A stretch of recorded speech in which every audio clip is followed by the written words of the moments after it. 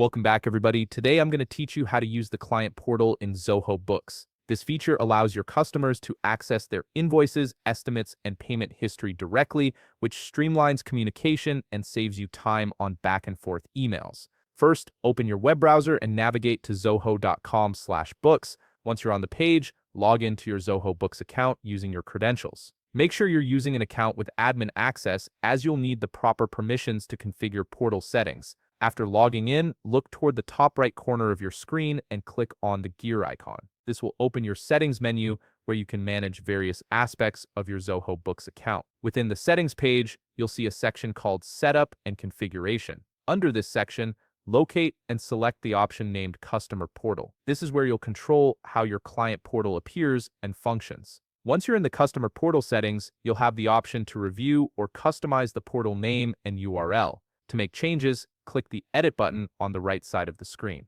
Here, you can personalize the portal to match your brand by adjusting the name and URL. If you'd like to add a banner message to greet your clients or provide important information, you can do that here as well. Once you're satisfied with your changes, make sure to save them before moving forward. Now that the portal is configured, head back to your Zoho Books dashboard. From there, navigate to the left side menu and click on Sales, then select Customers from the options that appear. This will bring up your complete customer list, allowing you to choose who gets access to the portal. Select the specific customer for whom you want to enable portal access. Once you're on that customer's details page, look for the More drop-down button and click it. From the drop-down menu, select Configure Customer Portal. This step is essential because it determines which contacts associated with that customer will be able to log in and view their information. You'll now see a list of contact persons linked to that customer. Choose the contact person you want to grant portal access to by clicking the checkbox on the left side of their name. Once you've made your selection, click Save to finalize the setup. That contact will now receive an email invitation to access the client portal